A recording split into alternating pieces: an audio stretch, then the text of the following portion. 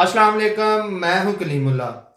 आज हम बात करेंगे पाकिस्तान में चने का बिजनेस बड़े पैमाने पर किस तरह से किया जा सकता है। चने की कौन कौन सी किस्में हैं, चने की पैदावार पाकिस्तान के किन इलाकों में होती है, और साथ ही हम बात करेंगे कि चने की एक्सपोर्ट और इंपोर्ट का काम किस तरह से किया जा सकता है। इसके बिग एक्सपोर्टर ममालिक कौन से हैं और बिग इंपोर्टर ममालिक कौन से हैं। हमारे साथ हैं अली अकबर साहब। अस्सलाम वालेकुम सर, क्या हाल है? वालेकुम अस्सलाम कलीमुल्लाह। मैं ठीक हूँ, आपका क्या हाल है? अल्हम्दुलिल्लाह सर, मैं भी ठीक हूँ। सर, आप हमें बताएं कि पाकिस्तान में चने की इंपोर्ट का काम, एक्सपोर्ट का काम किस तरह से किया जा सकता है और इसका कारोबार बड़े पैमाने पर किस तरह से किया जा सकता है। जी कलीमुल्लाह, टॉपिक बहुत अच्छा है आपका। बहुत शुक्रिया सर। हम ऑलरेडी चना यानी ग्राम पर तकरीबन 4 से 5 वीडियोस बना चुके हैं, जिसमें हमने छोटी छोटी डिफरेंट डिटेल्स दी हैं। हमारे बहुत से दोस्त जो पाकिस्तान से मुख्तलिफ ममालिक से हमसे रब्ता करते हैं, तो उनके डिफरेंट क्वेश्चंस थे।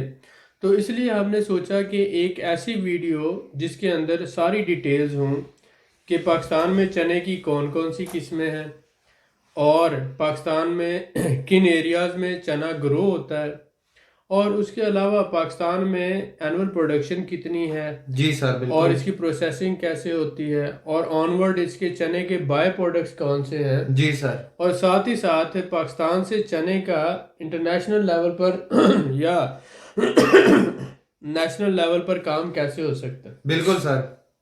तो ये सारी डिटेल हम आज की वीडियो में आपके साथ शेयर करने जा रहे हैं। हमारी ये कोशिश होगी कि जो हमें पता है वो हम आपके साथ शेयर करें फुल डिटेल में। तो शुरू करते हैं। सबसे पहले पाकिस्तान में चने की दो किस्में हैं। एक तो जिसे हम देसी चना कहते हैं, और दूसरा काबुली चना है। देसी चना जो है ये आप अगर समझे तो ये ज़्यादातर ब्लैक चना होता है, काला चना जिसे हम कहते हैं। और काबुली जो है वो वाइट चना होता है। काबुली में भी आगे वाइट चने में भी एक तो मोटा चना होता है और एक छोटा होता है, वो डिफरेंट टाइप्स आ जाती हैं। इसी तरह देसी में भी ब्लैक और वाइट भी हो सकता है। वाइट जो है वो भी छोटे साइज़ का होता है। तो देसी में मोस्टली साइज़ छोटा होता है। ठीक है, तो आप बेसिकली समझ लें दो मेन टाइप्स हैं, और आगे वो सब टाइप्स उसकी आ जाएंगी। तो देसी चना और काबुली चना, दो डिफरेंट टाइप्स है चने की। उसके बाद अगर हम बात करते हैं कि एनुअल प्रोडक्शन कितनी है, तो पाकिस्तान में 8 लाख से 9 लाख टन तक जो है सालाना पैदा होता है। और इसके बाद जो है पंजाब, सिंध, केपीके और बलूचिस्तान, चारों सूबों में इसकी प्रोडक्शन कितनी है। तो हम देखते हैं कि पंजाब में 6,53,000 टन जो है, 6,53,000 टन यानी 6.5 लाख टन पंजाब में पैदा होता है, जो टोटल प्रोडक्शन का 80% है। और सिंध में जो है ये 48,220 टन यानी 10% तकरीबन बन जाता है टोटल प्रोडक्शन का। केपीके में 5% है, और इसी तरह बलूचिस्तान में भी 5% है। तो अगर समराइज करें तो पंजाब में ये आ रहा है 80%, सिंध में 10% और बाकी दो सूबों में 5-5%। अब अगर आप इसका स्कोप देखें, अगर आप इस बात को समझ रहे हैं कि पूरे पाकिस्तान में चना, वाइट चना, ब्लैक चना दोनों यूज़ होते हैं चने की फॉर्म में। आप देखें शहरों में अगर आप रहते हैं तो सुबह का नाश्ता आप चने के साथ करते हैं। ठीक है, इसी तरह से दही भल्ले आप जो खाते हैं उसमें भल्ला जो होता है वो बेसन से बनता है, भलियाँ भी बेसन से बनती हैं। इसके बाद दोपहर के खाने भी मोस्टली जो है वो लोग चने बना के खाते हैं। ठीक है, तो हम ज़्यादातर बेसन का इस्तेमाल करते हैं, वो पकौड़े की सूरत में हो, वो भलियों की सूरत में हो, वो चने की सूरत में हो, वो चने की दाल की सूरत में हो। तो आप अगर थोड़ा सा क्रिटिकल एनालिसिस करें तो आप देखते हैं अपने चारों तरफ चने की दाल, चना, भलियाँ, बेसन, भल्ले, पकौड़े और फ्राइड चिकन, इसी तरह से डिफरेंट जो डिशेस हैं हमारी। तो आप ये समझते हैं पाकिस्तानी ट्रेडिशनल फूड जो है ये बेसिकली माजरत बेसिकली जो है ये चने के बगैर अधूरा है।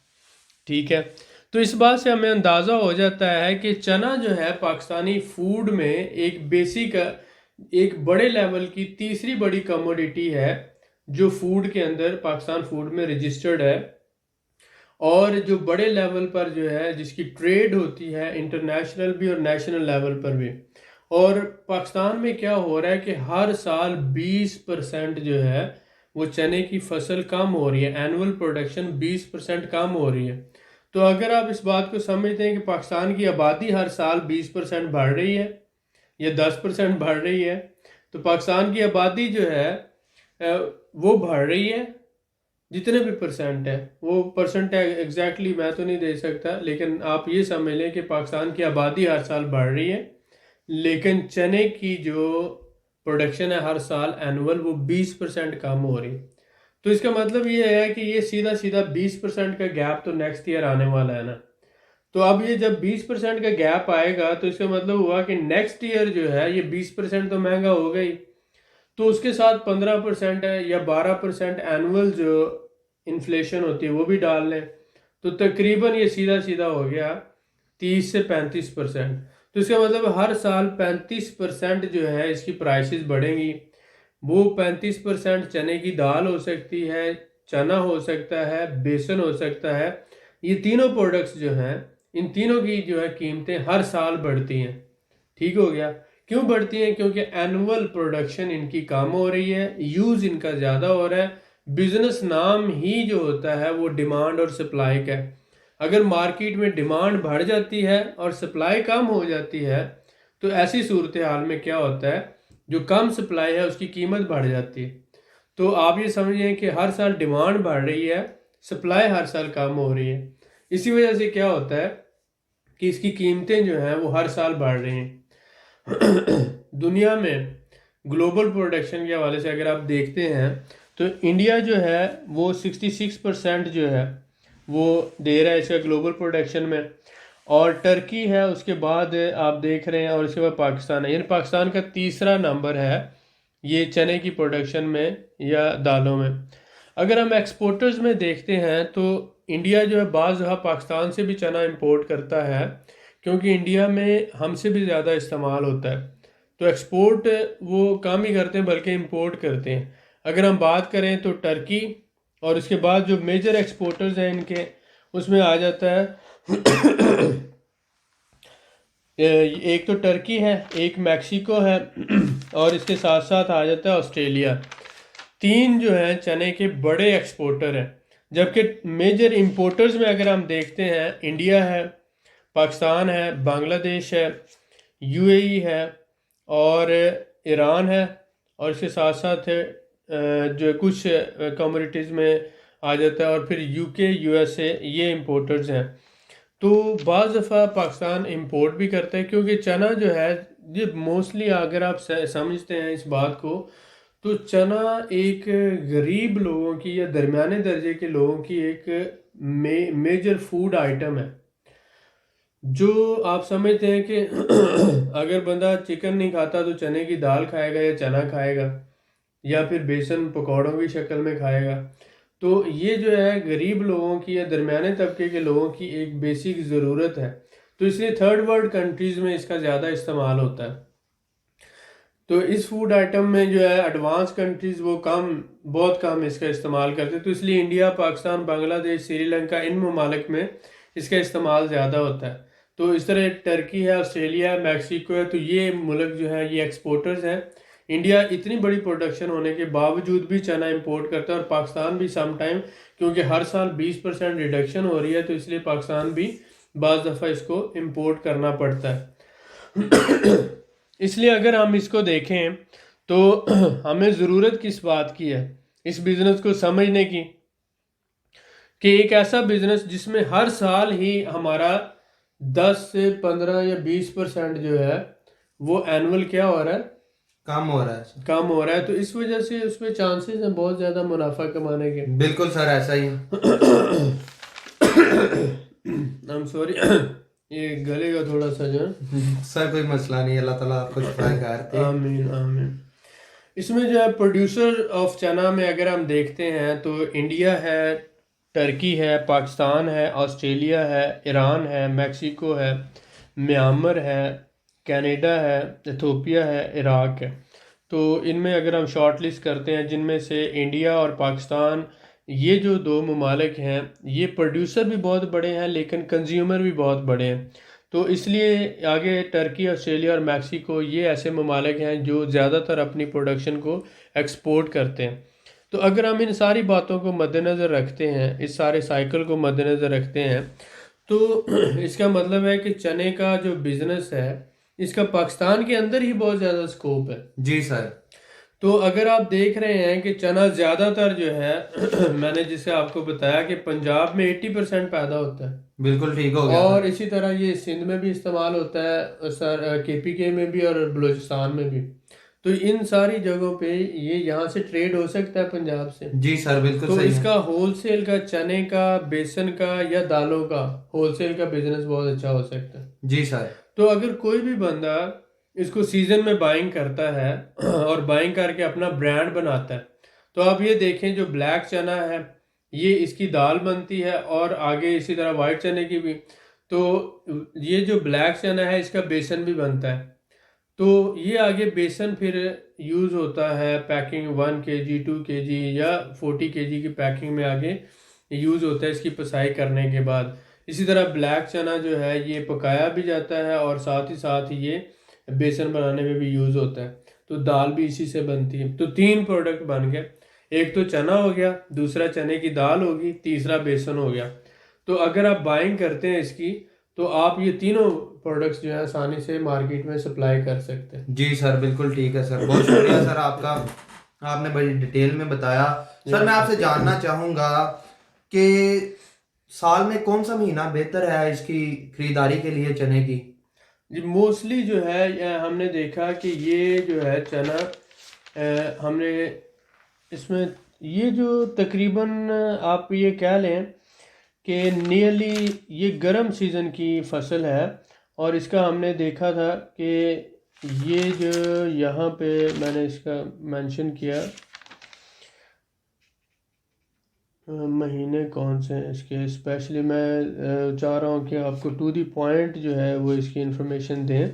ठीक है, बिल्कुल तो ठीक है सर। ये जो सितंबर और अक्टूबर होता है, ये इसकी काश्त का जो है ना, सितंबर और अक्टूबर के महीनों में मोस्टली जो है जी मिड सर, सितंबर से मिड अक्टूबर तक जो है ना इसकी काश्त होती है। बिल्कुल ठीक ठीक हो है, गया और सर। इसकी फसल तकरीबन 4 महीनों में तैयार हो जाती है। इसके लिए ड्राई सीज़न जो है वो, यानी जैसे हमारा इलाके हैं, बक्कर का इलाका है, और इसके साथ साथ जो है ये आ जाता है जो थोड़ा सहराई इलाका है, तो उसमें जो है ना ज़्यादातर इसकी काश्त फैसलाबाद है, बक्कर है, खुशाब है, लिया है, जी सर, ये इन इलाकों में जो है ना इसकी काश्त वो ज़्यादा होती है। बिल्कुल ठीक ठीक हो है, गया। और इसी तरह से अगर हम देखते हैं कि नूरपुर थाल है, तो मेन अगर आप चने का काम करना चाहते हैं तो आपको ये देखना पड़ेगा कि फैसलाबाद का इलाका, बक्कर का इलाका, और इसके साथ साथ खुशाब है, लिया है, नूरपुर थाल है, इन 4-5 इलाकों में बक्कर का इलाका जो है वो बहुत मेन है।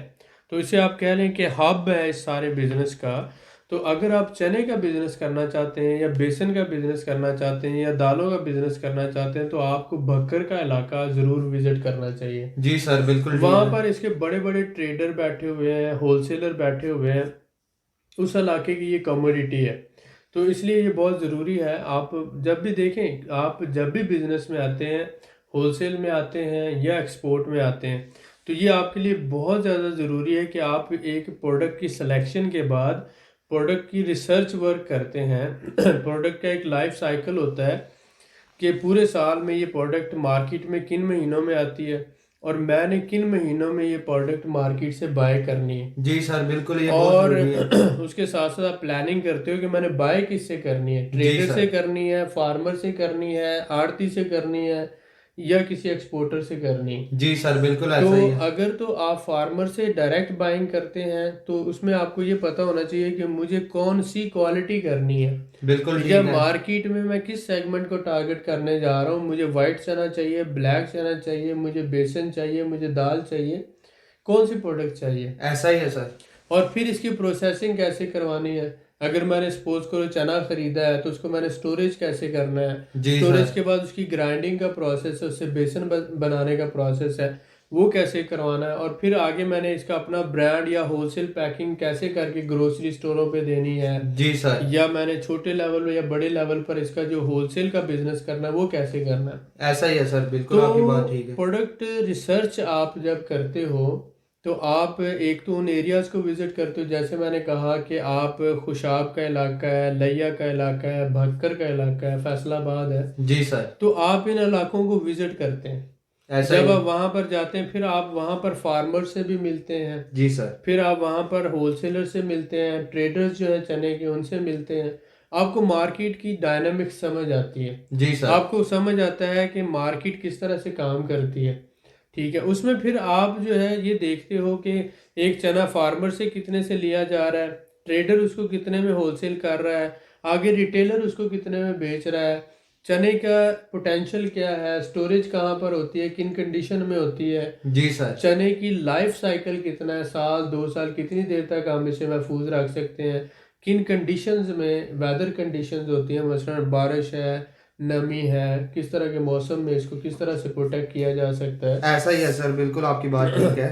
तो ये जो फिर बाद जो है एक चौथी प्रोडक्ट है, ये जो चना होता है इसको पकाया जाता है ड्राई, यानी कि जिसको जी हम जी। कहते हैं, तो वो पका के भी उसको यूज़ करते हैं, जिसे भुनना कह लें आप। आज सर हम तो पंजाबी में उसको खिले बोलते हैं। जी ऐसे ही। भुने हुए और चने। उसका हाँ भुने हुए चने वो जो है वो इसका यूज़ है जी पूरे सर। पाकिस्तान में। लोग जो है बड़े शौक से खाते हैं। ऐसा ही है ठीक सर, है। बहुत ज्यादा इस्तेमाल होने वाली प्रोडक्ट है वो तो। तो वो ब्लैक चने को जो है ना वो भुना जाता ऐसा है ही और है सर, प्रॉपर बिल्कुल एक बिल्कुल। प्रोसेस से गुजरता है। तो अब देखें ये सारी प्रोडक्ट्स हैं चने की। जी सर। और आप देखें आप किसी भी शहर में चले जाएं, आपने सुबह का नाश्ता करना हो तो आपको चने ही मिलते हैं, अंडा मिलेगा या चना मिलेगा। अंडा चने और ये सारा तो अंडा इस्तेमाल चने और मशहूर है परोठा पूरे मिलेगा। पंजाब में खास तौर पे। तो अब यही सारी सूरत हाल है। और फिर आप देखें अगर आप मतलब बाहर कहीं मूव कर रहे हैं तो स्ट्रीट फूड जिसे कहा जाता है, जी सर। उसमें पकोड़े, आप पाकिस्तान में पकोड़े हर जगह अवेलेबल है, और पकोड़े किससे बनते हैं, बेसन से बनते हैं, और बेसन कहाँ से आता है, चना या चने की दाल से आता है। ऐसा ही है सर। इसी तरह से अगर आप देखते हैं दही भल्ले, भलियाँ हैं, वो तो ये सबसे अहम है, पाकिस्तान बिल्कुल सर। तो वो बहुत ही अहम है। तो आप ये देखते हैं कि बहुत से लोग जो है बड़े शौक से खाते हैं, अब वो भी बेसन से बनते हैं। ऐसा ही है तो सर। ये सारी जो है बाय प्रोडक्ट, फिर अगर आप बात करते हैं केएफसी की, चिकन की, फ्राइड चिकन की, तो इसमें ये जो ऊपर मसाला वगैरह ये भी सारा बेसन का मिक्सचर होता है। ऐसा ही है सर, बिल्कुल ऐसा ही मिक्सचर होता तो है। और इन सारी सूरत हाल में आपको ये समझना चाहिए कि पाकिस्तान की 70% आबादी चना या चने की बाय प्रोडक्ट्स खाती है, ऐसा ही है सर, बिल्कुल। और रूटीन में ये हमारी खुराक का एक बुनियादी हिस्सा है। जी सर। तो अगर आप इस बिजनेस में आएंगे तो आप ऐसे बिजनेस में आ रहे हो जिसमें लॉस का कोई चांस नहीं है। हर साल 20 से 30 से 40% तक कीमतें बढ़नी ही बढ़नी है, जी सर। और इसकी डिमांड बढ़ते ही जानी है जैसे जैसे आबादी बढ़ती जाएगी। बिल्कुल ठीक है सर, ऐसा तो ही है। अगर आप देखिए कोई भी बिजनेस करते हैं तो आपके माइंड में उसका जो होता है फिजिबिलिटी होती है, प्लान होता है, आप रिस्क फैक्टर को कंसिडर करते हैं, हर चीज़ को देखते हैं। ऐसा ही है सर। तो इसमें आपका रिस्क मिनिमम है। ये एक ऐसी प्रोडक्ट है जो आप बाय कर रहे हैं और बाद में उसकी डिमांड बढ़नी ही बढ़नी है, किसी सूरत कम नहीं हो सकती, क्योंकि इसने वक्त के साथ साथ जो है एक तो ख़राब नहीं होना, दूसरी ये कि हर साल इसकी प्रोडक्शन कम हो रही है, इसकी ग्रोथ कम हो रही है, एनुअल प्रोडक्शन कम हो रही है, ऐसा ही है आबादी सर। बढ़ रही है, फिर ये ज़रूरत है हर घर की। हर घर ठीक की है। जरूरत है सर। तो अगर आप खालस बेसन देते हैं, खालस आप प्रोडक्ट्स दे रहे हैं एक मुनासिब अपना मुनाफा रखकर, और आप मेहनत करते हैं, तो इसमें बहुत ज़्यादा चांसेस है कि आप इंशाल्लाह ताला ज़रूर कामयाब होंगे। तो इसी हवाले से आगे जब आप लोकल ब्रांड अपना बना लेते हैं तो फिर आप एक्सपोर्ट की तरफ सोचते हैं, और एक्सपोर्ट में भी बहुत ज़्यादा पोटेंशियल है। आप देखें कि एक्सपोर्ट में कुछ ममालिक हैं जिनमें पाकिस्तानी बहुत ज़्यादा रहते हैं, इंडियन बहुत ज़्यादा है, बांग्लादेशी बहुत ज़्यादा है। तो आप देखें कि सऊदी अरब है, दुबई है, स्पेन है, इटली है, उसके बाद आगे आ जाए यूके है, यूएसए है, कनाडा है। तो जहाँ पर भी एशियन लोग रहते हैं उनकी फूड हैबिट्स तो वही हैं, उन्होंने सब्जियां भी खानी है, उन्होंने फल भी खाने हैं, उन्होंने बासमती चावल भी खाने हैं, उन्होंने बेसन भी खाना है, उन्होंने चने भी खाने हैं, उन्होंने दालें भी खानी हैं।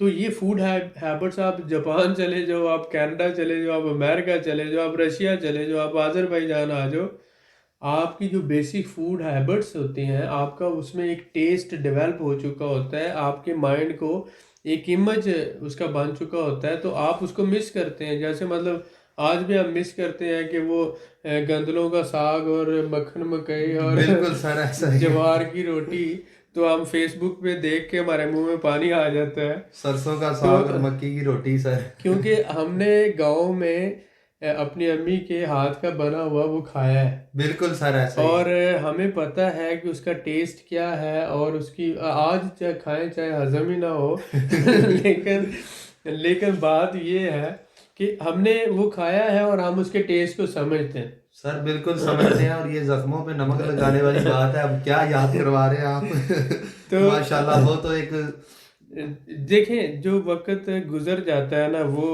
हर आने वाले वक्त से बहुत अच्छा था और आज से भी अच्छा था। बहुत अच्छा था। लेकिन बिल्कुल सर। हमें उस वक्त उसकी कदर नहीं होती है। हम उस वक्त समझते हैं कि शायद जो है आने वाला वक्त इससे बेहतर होगा। आने वाला वक्त फाइनेंशियल कंडीशन में बहुत बेटर हो सकता है।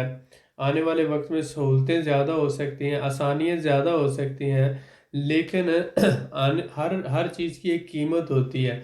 आप वो कीमत अदा करते हैं तो आपको वो मिलती है। तो इसी तरह से आने वाले वक्त ने अपनी कीमत ये ली कि हमसे हमारा बहुत कुछ छीन लिया। हमारा मतलब वक्त के साथ साथ हमारी जवानी के दिन उन्होंने छीन लिए, हमारे दोस्त उन्होंने छीन लिए, हमारे स्कूल के जो साथी थे वक्त ने छीन लिए, बचपन हमसे छीन लिया, माँ बाप छीन लिए, और बहुत से मुखलिस दोस्त जो हैं वो हमारे हमसे दूर हैं, हम किसी दूसरे मुल्क में हैं, वो कहीं और हैं। बहुत से हमारे कॉलेज यूनिवर्सिटी में जो दोस्त हैं, बहुत से जिनके साथ हम मतलब हल्ला गुल्ला करते थे, लाइफ को एंजॉय करते थे। देखिए, इंसान की प्रायोरिटीज़ बदलती रहती हैं, और इंसान जो है वो अपनी ख्वाहिशात उस हिसाब से वो मैनेज करता रहता है। तो ये एक साइकिल है कि वो बस इंसान जो है वो अपनी ख्वाहिशात और ख्वाबों के पीछे भागता जाएगा, और इसी तरह से वो अपनों से दूर होता जाता है, मामला से दूर होता जाता है। एनीवे, बिजनेस में क्या है, बिजनेस में आप ये देखते हैं कि फिजिबिलिटी चेक करते हैं। तो हमने ये बात की कि सऊदी अरब है, दुबई है, यूके है, कनाडा है, अमेरिका, इटली है, स्पेन। आप दुनिया में जब नज़र दौड़ाते हैं तो आपको पता चलता है कि जहाँ पर इंडियन लोग रहते हैं, पाकिस्तानी लोग रहते हैं, जहाँ पर भी, और बांग्लादेशी, श्रीलंकन, एशियन जहाँ पर भी रहते हैं, इन्होंने बासमती चावल खाना, इन्होंने चने खाने, इन्होंने दालें खानी, इन्होंने बेसन खाना, इन्होंने स्पाइसेस मिर्चें खानी है, हल्दी लेनी है। तो ये सारी चीज़ों का इस्तेमाल होना है। और अगर आप एक्सपोर्ट करेंगे इन ममालिक में, तो डेफिनेटली एक तो आपको ऑर्डर आसानी से मिलेंगे, दूसरा उसकी प्रोसेसिंग और बाइंग के लिए लोग भी आपको मिलेंगे। जी सर, तो बिल्कुल ठीक आप है। बड़े लेवल पर एक्सपोर्ट कर सकते हैं। तो बिल्कुल ठीक जैसा है कि सर। हमने बात की कि जो बड़े टॉप इंपोर्टर्स हैं, उसमें एक तो हमारे पास आ जाता है बांग्लादेश है, जी सर। उसके बाद यूएई दुबई है, उसके बाद सऊदी अरब है, ईरान है, टर्की है, और यूएसए और यूके, जी फिर सर। इटली आ जाता है, स्पेन आ जाता है। तो जो नए जो ममालिक हैं उनमें हम देख रहे हैं रशिया है, और यूक्रेन है, और आज़रबाईजान है। जी तो सर, ये, बिल्कुल ठीक और है। इसके साथ साथ मलेशिया, इन जगहों पे जो है इसकी डिमांड बहुत ज़्यादा बढ़ रही है, ग्रो हो रही है। लेकिन इसका अगर आप लोकल भी काम करते हैं, जैसे अब ये होता है कि जब भी चने की शॉर्टेज हो जाती है, वाइट चना स्पेशली, जी तो सर। ये टर्की से इंपोर्ट किया जाता है। टर्की बहुत अच्छे मुनासिब रेट पे, टर्की बड़ा ग्रोअर है, या फिर ऑस्ट्रेलिया या टर्की से। ठीक तो हो गया सर। वाइट चना जो पाकिस्तान में ज़्यादातर इंपोर्ट होता है, लोकल जो है वो देसी ब्लैक चना जो है वो ज़्यादा चलता है। जी सर, ठीक हो गया। बिल्कुल इस ठीक हो गया सर। इसके साथ साथ जो है हम कुछ इसके बेनिफिट्स आपसे डिस्कस कर लेते हैं कि चने के जो है यूजेस क्या है और इसके बेनिफिट्स क्या है। इसको हमने किया, सबसे पहले तो आप ये बात समझें कि यहाँ पर जो चना है इसकी कंपोनेंट्स में अगर हम देखते हैं कि चने के यूजेस क्या है, तो आप ये देखें कि चने में प्रोटीन कितना है। 22% चने में प्रोटीन पाया जाता है। उसके बाद कार्बोहाइड्रेट्स कितना है, 63% है। उसके बाद स्टार्च कितना है, 5% है। और उसके बाद क्रूड फाइबर जो है 7% है, सॉल्युबल शुगर 6% है, ऐश 3% है, कार्बोहाइड्रेट 63%, प्रोटीन 22%। तो इसका मतलब है कि ये सबसे सस्ता एक फूड है जिसमें सबसे सस्ता प्रोटीन और कार्बोहाइड्रेट्स पाया जाता है। तो जो ग्रोथ के लिए, बॉडी की ग्रोथ के लिए एक मुकम्मल डाइट पैकेज है, तो जिसे हम कहें प्रोटीन, कार्बोहाइड्रेट, स्टार्च और क्रूड फाइबर है, सॉल्युबल शुगर और ऐश, तो एक फुल पैकेज है चने के अंदर। अगर आप इसलिए भुने हुए चने भी खा लेते हैं तो आप ये देखते हैं कि जब जंगें होती हैं, जब सैलाब आता है, जब कोई जल्जला आ जाता है, जब भी कोई प्रॉब्लम होती है, तो ऐसी सूरत हाल में एक मुल्क दूसरे मुल्क को या एक इलाके से दूसरे इलाके में चने भेजे जाते हैं। ठीक है, ज़्यादातर जो भुने हुए चने हैं वो, और खजूरें, चने और खजूरें। क्यों? क्योंकि खजूर और चना ये दोनों नेचुरल जो है फूड्स हैं जी और सर। फूड सप्लीमेंट के तौर पर। और ये बंदा इंसान चने खाकर और खजूर खाकर कम से कम 5-6 दिन या हफ्ता 10 दिन आसानी से ज़िंदा रह सकता है। जी सर, और बिल्कुल उसमें ठीक जो है। असेंशियल कार्बोहाइड्रेट्स हैं, प्रोटीन्स हैं, उसकी कमी वो दूर कर सकता है। तो ऐसे इलाके जहाँ पर फुल खाना नहीं पहुँचाया जा सकता, सैलाब की वजह से, जल्जले की वजह से, या किसी भी ऐसी कुदरती आफत की वजह से वहाँ पर चने भुने हुए और खजूरें पहुँचाई जाती हैं इमदाद के तौर पर। तो यूजेस क्या है इसमें, अगर हम देखते हैं कि ये गुड डाइजेशन के लिए बहुत अच्छा है, हाजमे के लिए बहुत अच्छा है। इसके साथ साथ कोलेस्ट्रॉल लेवल जो है, जो ब्लड प्रेशर के मरीज़ हैं, हार्ट पेशेंट हैं, उनका कोलेस्ट्रॉल लेवल जो है वो बढ़ जाता है, तो ये उसको रिड्यूस करता है। उसके साथ साथ जो है ये सन स्ट्रोक जो है उसके ट्रीटमेंट के लिए यूज़ होता है। स्किन जो है उसके बहुत से प्रॉब्लम्स जो हैं, स्किन की बीमारियां इससे ख़त्म करने में बहुत ज़्यादा हेल्पफुल है। उसके साथ साथ ब्लड डिसऑर्डर ट्रीटमेंट में भी जो है इसका बहुत बड़ा रोल है। चने की बेसिक जो है 4 डिफरेंट प्रोडक्ट्स आप लगा लें। एक तो चना खुद हो गया, दूसरा चने की दाल है, तीसरा बेसन है और चौथा भुना हुआ चना है। तो ये 4 डिफरेंट प्रोडक्ट्स हैं, और ये चारों की चारों प्रोडक्ट्स हमारी सोसाइटी में, हमारे माशरे में, हमारे घरों में, हमारे मोहल्ले में, हमारे इलाके में बहुत ज़्यादा इनका इस्तेमाल है। तो अगर आप इस बिज़नेस में आते हैं, अपना ब्रांड लॉन्च करते हैं, छोटे लेवल से काम शुरू करते हैं, सबसे पहले आप बकर विज़िट करें। बकर विज़िट करके आप वहाँ पर इसका पूरे सिस्टम को समझें, स्टडी करें। उसके बाद आप इसकी जो है देखें कि चना, कौन सा चना, ब्लैक चना खरीदूं, वाइट चना खरीदूं, बेसन की ट्रेड करूं, भुने हुए चने की करूं, दाल की करूं, या मुझे कौन सा काम करना चाहिए। तो ये सारा रिसर्च करें, और उसके बाद फिर अगर आप इस बिज़नेस में आते हैं तो डेफिनेटली जब आप कमोडिटी का बिज़नेस करेंगे तो उसमें एक कमोडिटी को नहीं लेकर आएंगे। हमने सीरीज़ बनाई है जिसमें हमने बासमती चावल की बात की है, जिसमें हमने रेड चिली की बात की, सुर्ख मिर्च की बात की है, और जिसमें हमने हल्दी की बात की है, जिसमें हम अब चने की बात कर रहे हैं, और साथ ही साथ आगे तिलों की बात की है हमने।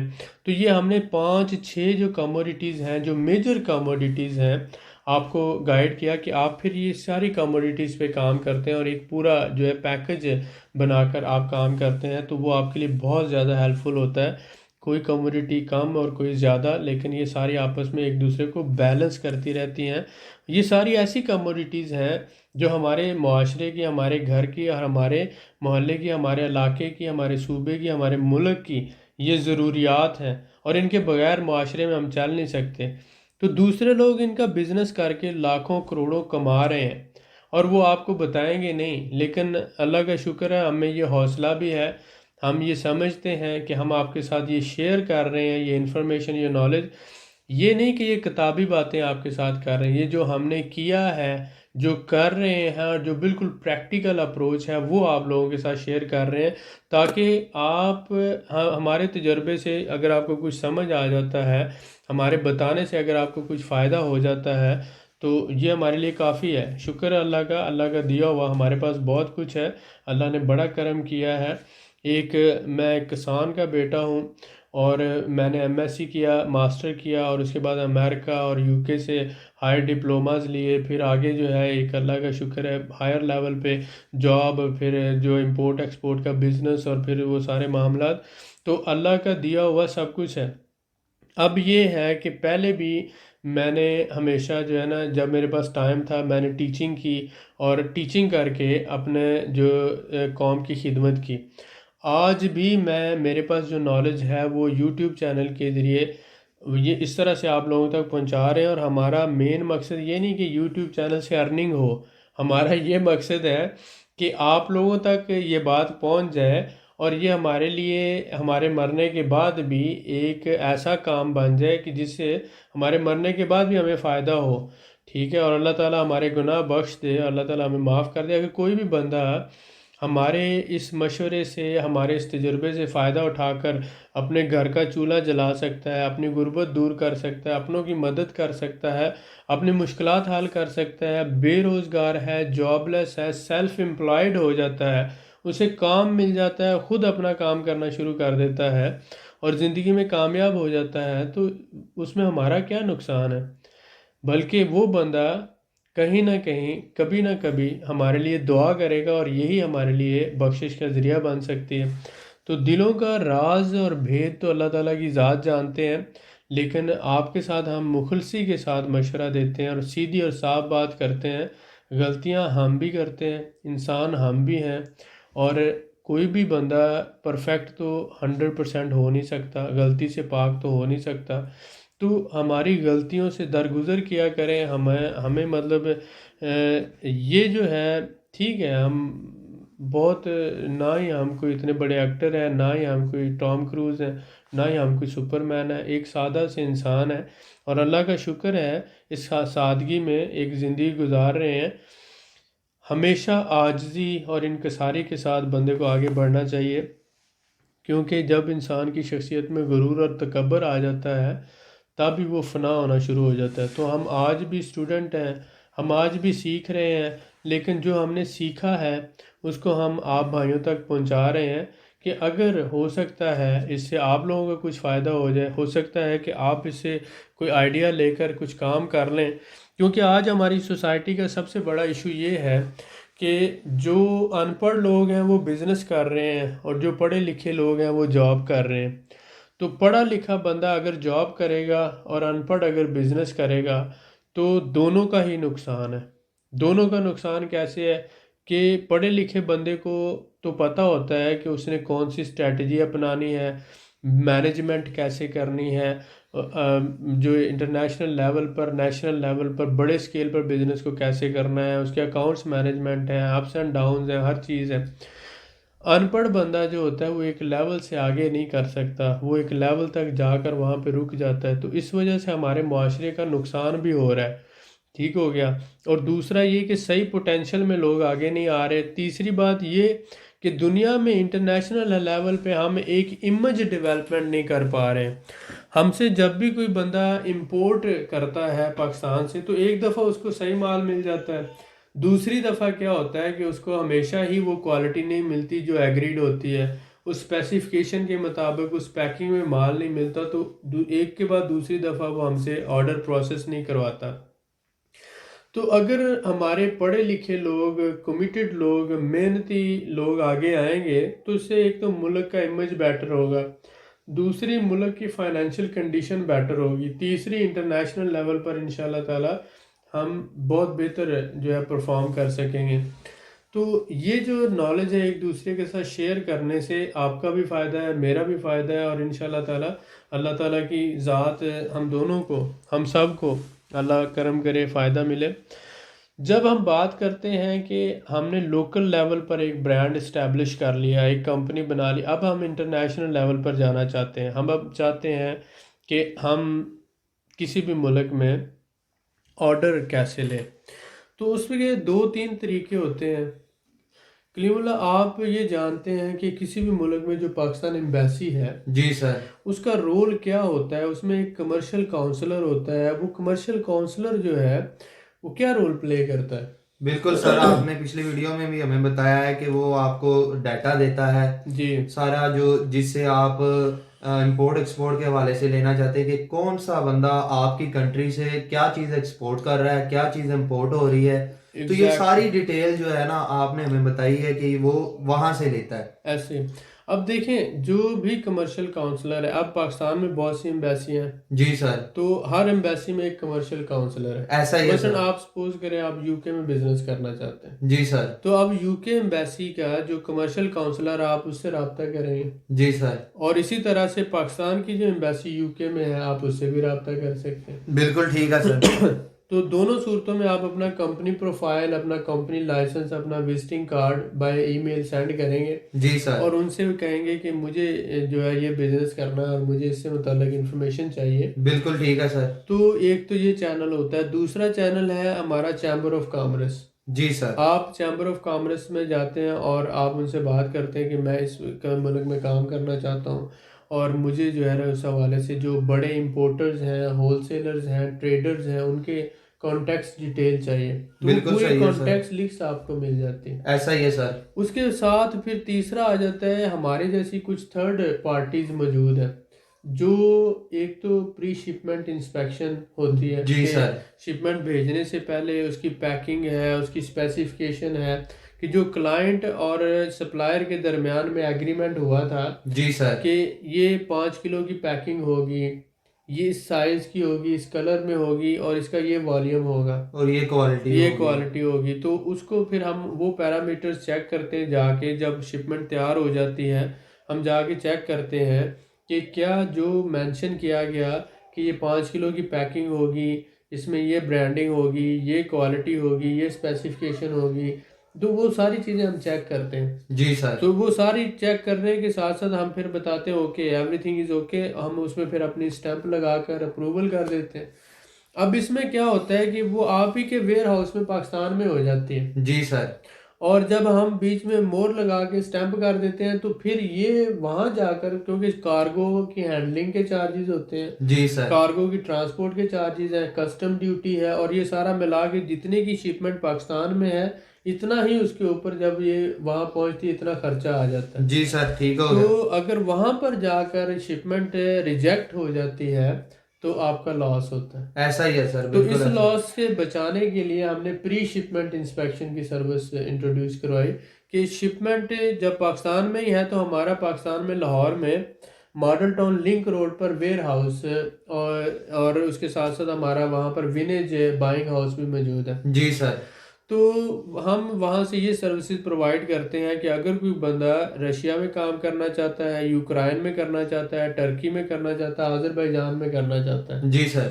उनको हम सैंपल अप्रूवल की सर्विसेज के यहाँ पर वो सैंपल भेजेगा, हम जो सप्लायर है, बायर है, उसको सैंपल दिखाएंगे, जी सर। वो उसको एग्री करता है या जो मॉडिफिकेशन रिक्वायर्ड है वो करवाएगा।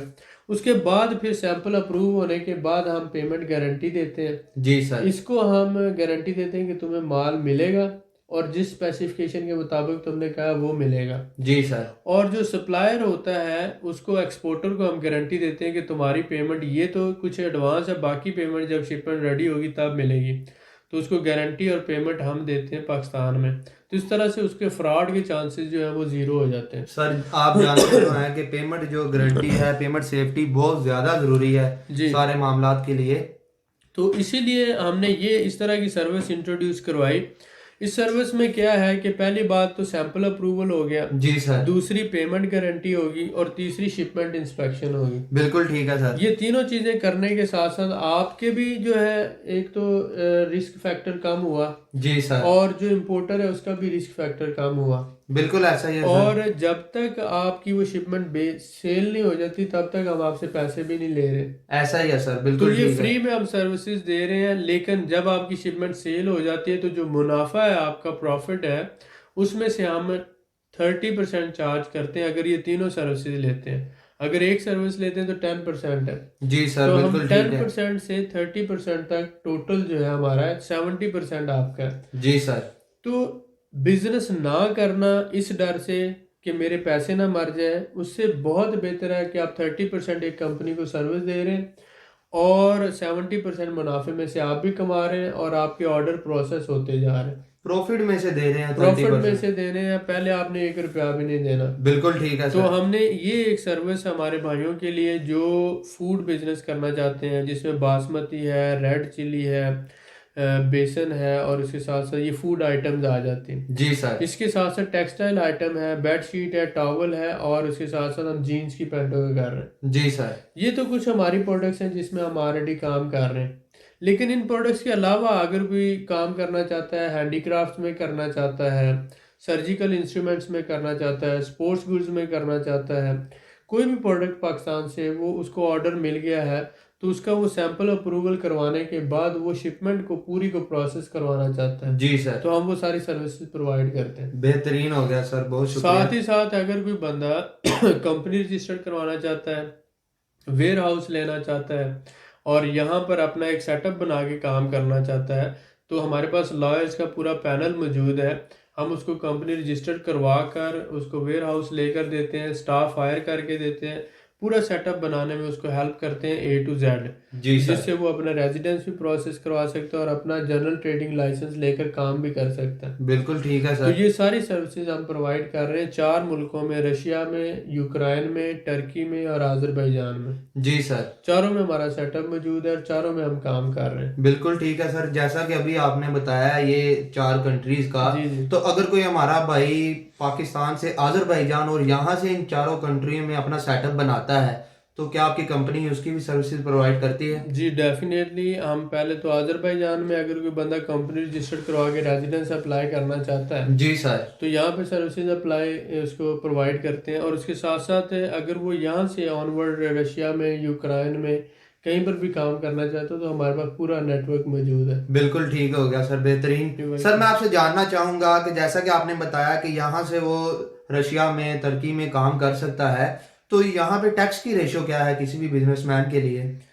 टैक्स देखें, आज़रबाईजान में जो टैक्स है ये 4% जो है टैक्स आज़रबाईजान लेता है, जिसे सिंप्लीफाइड टैक्स सिस्टम के तहत। जी अगर सर। आपकी एनुअल जो है वो सेल्स 20 लाख मनात से कम है, जी सर। तो आपको 4% तक टैक्स देना पड़ेगा। बिल्कुल ठीक है अगर सर। 20 लाख मनात से आप एक्सीड कर जाते हैं, तो फिर वो 20% से 25% चला जाता है। जी सर। लेकिन अभी छोटा बिजनेस जो है वो 20 लाख मनात बहुत बड़ी अमाउंट है, 20 करोड़ है सीधा सीधा पाकिस्तान का। जी सर। 20 करोड़ का, तो अगर आपका एनुअल टर्नओवर 20 करोड़ के अंदर अंदर है, तो इसका मतलब आपको 4% टैक्स देना है, वो भी बाकू में। जी सर। लेकिन अगर बाकू के अलावा आप दूसरे शहरों में बिजनेस करते हैं, वो आपको 2% टैक्स देना पड़ेगा। बिल्कुल ठीक हो गया तो सर। वो बहुत ही मेरे ख्याल में बहुत अच्छी है उस हवाले ऐसा से। ही है सर, बहुत अच्छी है ये। तो सर मैं आपसे जानना चाहूँगा कि अगर कोई हमारा भाई यहाँ पे बिजनेस सेटअप करता है, ठीक है, और उसके बाद दूसरी कंट्री में करता है, तो यहाँ पे जो लेबर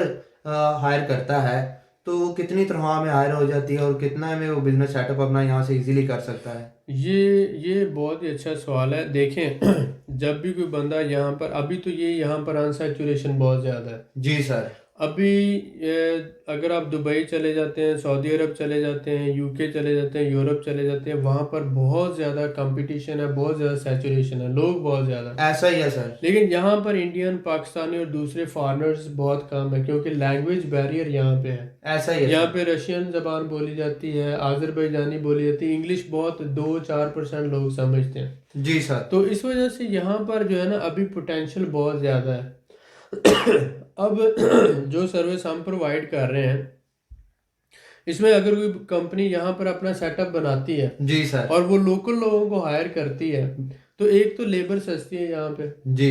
$200-250 में आपको मंथली बेसिस पर पढ़ा लिखा BA पास, MA पास लड़की लड़का मिल जाता है। बिल्कुल ठीक है सर। और दूसरा, यहाँ पर एनर्जी भी सस्ती है।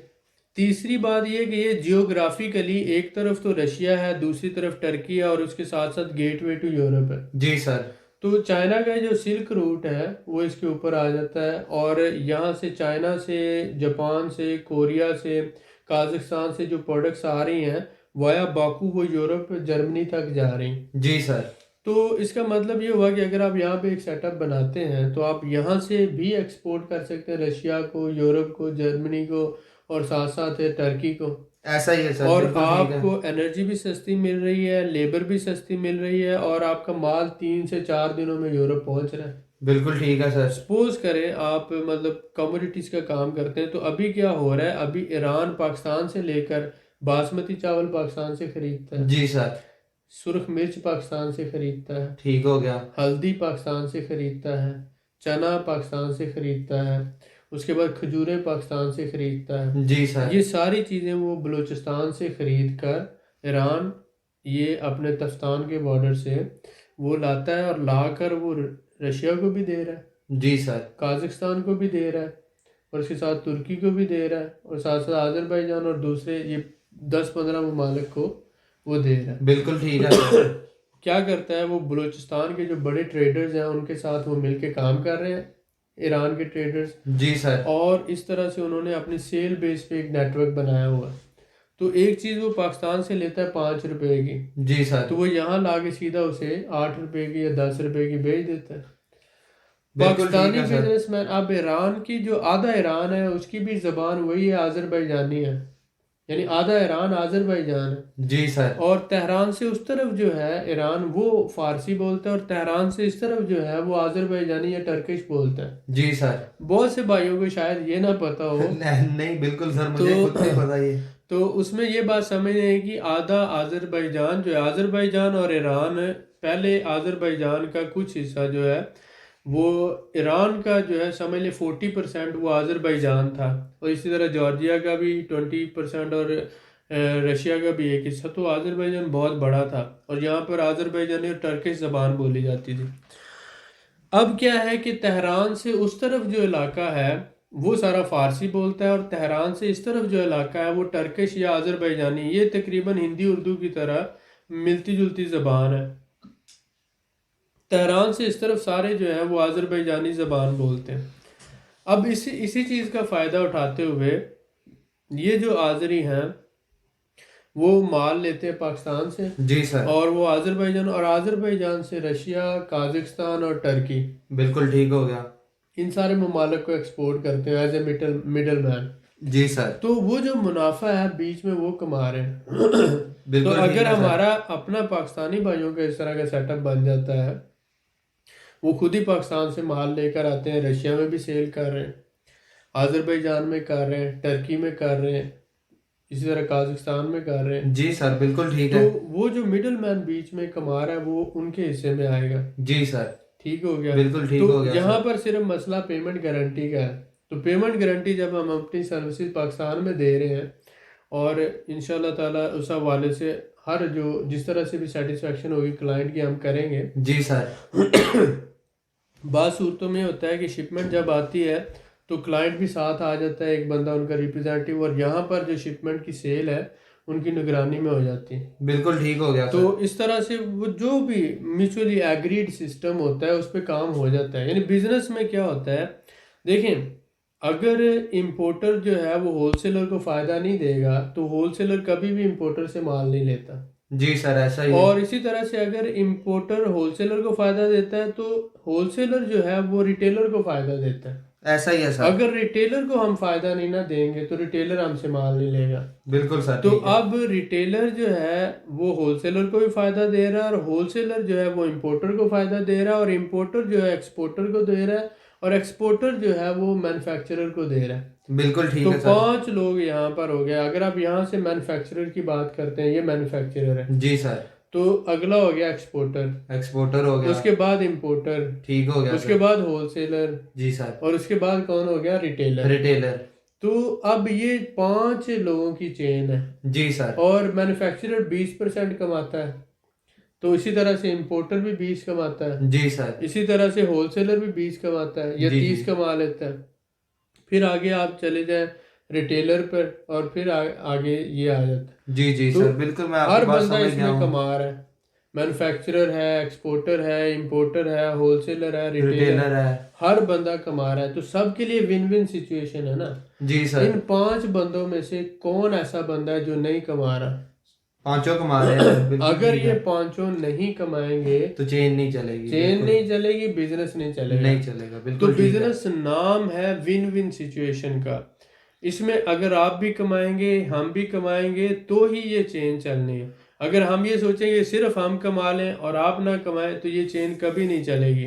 तो हम इस बिज़नेस को समझते हैं, हम रियल बिजनेसमैन हैं, 16 साल से इस फील्ड में हैं, तो इसलिए हमने ये सर्विसेज करवाई कि कंसल्टेंसी हम फ्री ऑफ कॉस्ट दे रहे हैं अपने क्लाइंट्स को, और जो हमारे साथ काम करता है पार्टनरशिप पे भी कर सकता है, परसेंटेज पे भी ऑर्डर प्रोसेस करवा सकता है, और ऑनवर्ड अगर कुछ भी नहीं तो हम फ्री ऑफ कॉस्ट फिर भी सर्विसेज आपको कंसल्टेंसी फ्री देते हैं, जिसमें कोई पैसा खर्च नहीं है, आपके कोई हम हज़ारों डॉलर नहीं आपसे लेते। जी सर, बिल्कुल ठीक है। मकसद क्या है हमारा? मकसद सिर्फ यही है कि आप लोग बिजनेस में आगे आएँ, जो हर्डल्स हैं, प्रॉब्लम्स हैं, उनको हम आपके साथ मिलकर इंशाल्लाह ताला उनको कवर करने में आपकी हेल्प करेंगे और ऑनवर्ड आपको साथ लेके चलेंगे।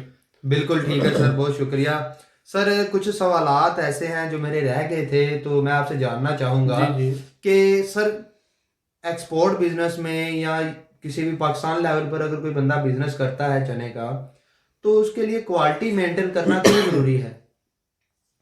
देखें, आप कोई भी बिजनेस करते हैं जी सर। तो आजकल जो है ये दौर है क्वालिटी कॉन्शियस लोगों का। जी सर, ऐसा ही है। आज आप अगर क्वालिटी मेंटेन नहीं करते हैं तो आप मार्केट में एग्जिस्ट नहीं कर पाते।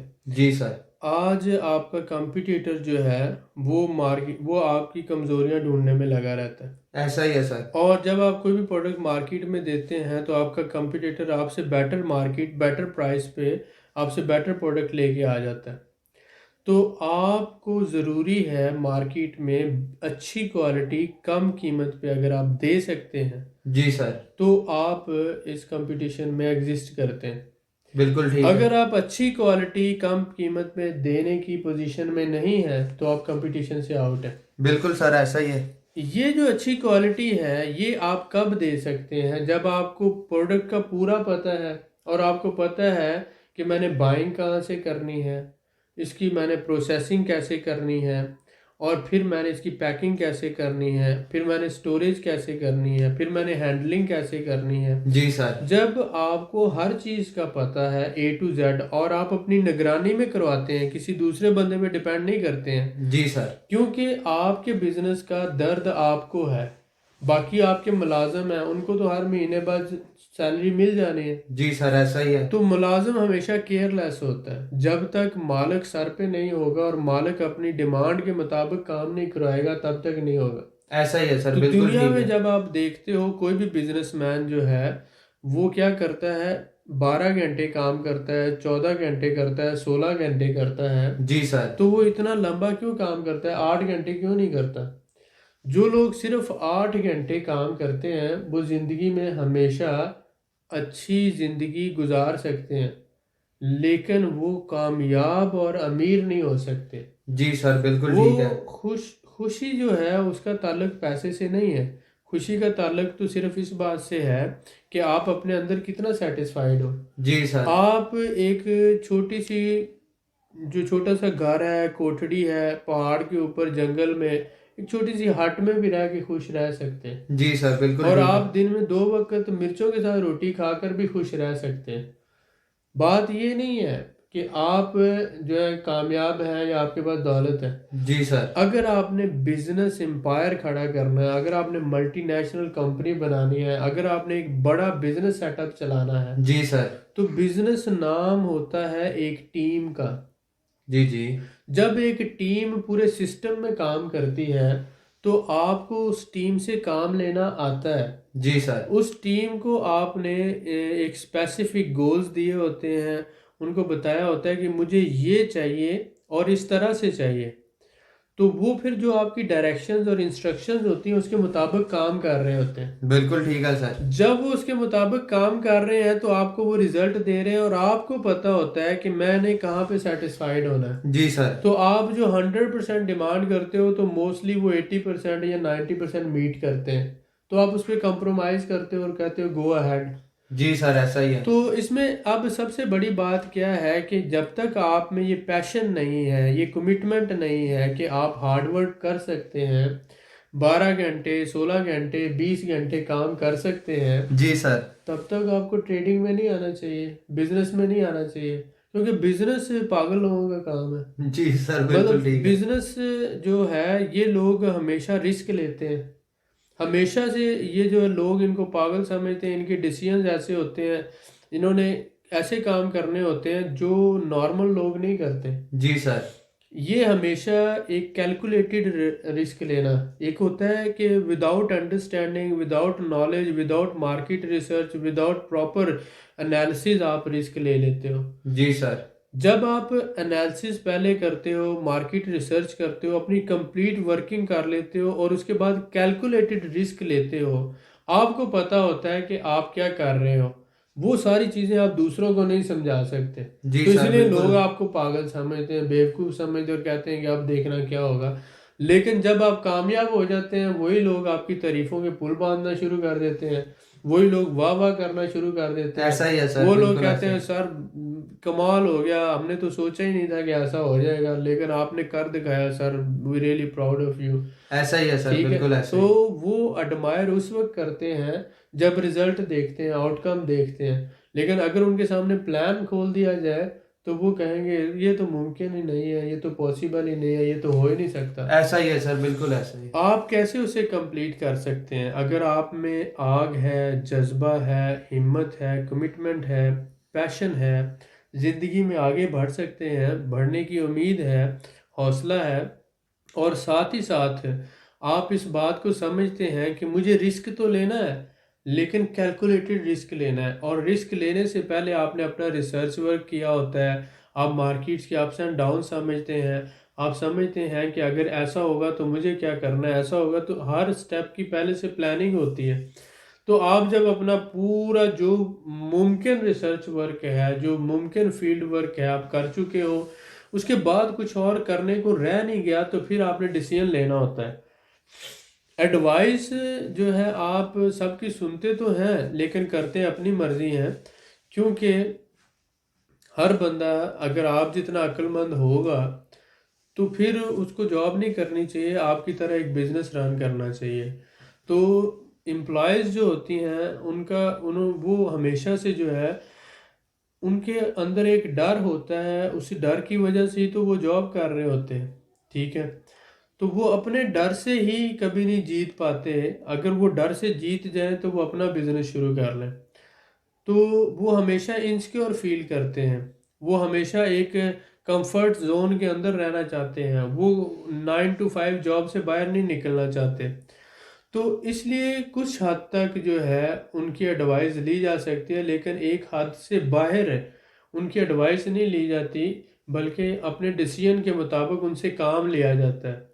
और उनको जुम्मे, क्योंकि टीम में जो है काम तो टीम ही ने करना है, लेकिन डिसीजन मेकर आप होते हो, डिसीजन टेकर आप होते हो। आपने डिसीजन लेना होता है और आप उस टीम को टारगेट देते हो कि मुझे ये ऐसे ऐसे ऐसे इस तरह से चाहिए। जी सर, ऐसा ही। और वो टीम फिर काम करती है, और उसमें फिर वो हर बंदा इंडिविजुअल अपना अपना काम कर रहा होता है। जब आप सबके काम को मिलाते हो और एक एंड प्रोडक्ट जब आपके सामने आती है, जी तो सर। वो एक वंडरफुल चीज़ होती है। वो फिर आपकी डिसाइड करती है कि यू वाज राइट और यू वाज रॉन्ग। जी सर, तो बिल्कुल ठीक है। आप जो है जितनी मेहनत करेंगे कमिटमेंट से और पैशन के साथ, और आप रिस्क लेकर, तो उसमें ये होगा कि आप कैलकुलेटेड रिस्क लें और प्रॉपर रिसर्च के बाद रिस्क लें। जी सर। जो ऐसा रिस्क बगैर रिसर्च के लिया जाता है और कैलकुलेटेड नहीं होता, वो गैम्बलिंग कहलाता है। बिल्कुल सर, ठीक हो गया। बिजनेस में बहुत से लोग गैम्बलिंग करते हैं, वो बिजनेस को स्टडी नहीं करते। बिजनेस माइंड सेट है, बिजनेस एक सोच का नाम है और एक पूरे नजरिए का नाम है और एक पूरा एक माइंड सेट है। जी सर। ये सबसे बड़ा, मैं हमेशा ये कहता हूँ कि दुनिया में अगर तुम सबसे कामयाब और सबसे बड़े बिजनेसमैन की बात करते हो, तो वो एक बंदा है। जी सर। वो कौन है? वो वो किसान है, किसान है, बिल्कुल ठीक है वो सर। फार्मर है। उससे बड़ा बिजनेसमैन कोई नहीं है। फार्मर क्या है? एक दाना बोता है जमीन में, और एक दाना बोकर वो 10 या 20 या 50 दाने लेता है। क्या है? लेकिन उसका माइंड सेट क्या है? आप उस माइंड सेट को, उसकी पूरी स्टोरी को समझें। क्या करता है वो? पहले वो एक जरखेज जमीन बनाता है और उसमें गोडी करता है, खोदता है जमीन, हल चलाता है, और बाद में वो उसमें खाद डालता है, उसको तैयार करता है। जब वो ज़मीन तैयार हो जाती है तो फिर वो उसमें बीज डालता है। उसमें बीज डालने के बाद वो उसको पानी देता है। अब जब ज़मीन में बीज चला जाता है और उसको पानी भी मिल जाता है तो वो फिर 5 दिन, 4 दिन, 7 दिन के अंदर बीज से, बाज़ बीजों से पौधा निकलता है, बाज़ से नहीं निकलता। लेकिन वो वेट करता है। लेकिन वो बीज मिट्टी में डालने से पहले उसको एक यकीन होता है कि पौधा ज़रूर निकलेगा। ऐसा ही है सर, ठीक है। बिल्कुल ऐसा ही। और अगर उसको ये यकीन ना हो कि पौधा नहीं निकलेगा तो फिर हम भूखे बैठे रहेंगे, क्योंकि कोई भी किसान जो है कभी भी गंदम नहीं बोएगा, और जब गंदम नहीं बोई जाएगी हम रोटी नहीं खा सकेंगे। बिल्कुल सर, ऐसा ही है। वो जो उसका यकीन है, अगर आपको उतना ही यकीन है अपनी कामयाबी पर कि आप ज़रूर कामयाब होंगे, जी सर, तो आप ज़रूर कामयाब होंगे। बिल्कुल ठीक है अगर सर। आप किसान जितना यकीन नहीं रख सकते हैं ना, तो आपको बिजनेस करने का कोई फायदा नहीं, कोई हक भी नहीं। जी सर, बिल्कुल ठीक तो है। एट द एंड ये होता है कि वो पौधा 3 से 4 महीनों में, 6 महीनों में तैयार होता है, और जो गंदम का एक बीज उसने लगाया था उसके बदले में 40 या 50 बीज उसको मिलते हैं। जी सर, यानी कि 1 गुना का या 100% का 50 गुना ज़्यादा उसको मिलता है, या 20 गुना ज़्यादा मिलता है, या 10 गुना ज़्यादा मिलता है। ऐसा ही है सर, बिल्कुल ठीक है। अब यही एक बीज जो है जब दरख्त की शक्ल में होता है, फल का दरख्त है, तो वो, इसका इंतज़ार लंबा है, फल भी उतना ज़्यादा है। बिल्कुल ठीक है सर, ऐसा ही। जहाँ पर इंतज़ार छोटा है फल उतना कम है, जी सर, जहाँ पर इंतज़ार बढ़ता जाएगा फल फल भी उतना बढ़ता ज़्यादा जाएगा। होता जाएगा, जी सर, और वो फल हमेशा के लिए होता जाएगा। तो इसमें आप समझ लो कि यही माइंडसेट, अगर आप, दिहाड़ीदार माइंडसेट है कि सुबह आपने जाना है काम पर, शाम को पैसे आपको मिल जाने चाहिए। जी सर, गैम्बलर का माइंडसेट है कि पैसा लगाओ और जीतो, तो बस दिन से रात ऐसा ना ही हो, है। रात से दिन ना हो और अमीर हो जाओ। ये दोनों माइंडसेट लेकर अगर आप मार्केट में आते हैं तो आप इसलिए तो फेल हो जाते हैं। बिल्कुल सर, ऐसा ही है।